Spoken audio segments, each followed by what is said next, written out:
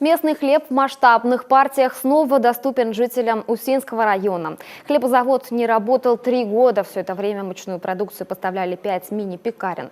Теперь нагрузка перераспределена. Новое производство расположилось в тех же помещениях, что и прежнее. На ремонт и закупку оборудования выделено несколько миллионов рублей. Их вложил предприниматель, выкупивший здание.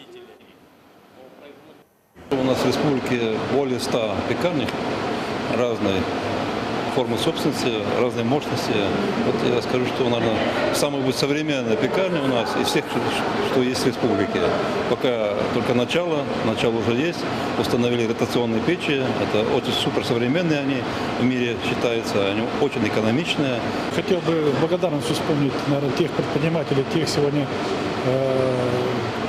тех пекарей, которые спасли в нужный момент, пришли на помощь городу и, по сути дела, накормили город, обеспечили хлебом. Ежедневно комбинат будет выпускать около 20 тысяч буханок хлеба. В далеких, но реальных планах, считает руководство, можно будет выйти и на всю республику.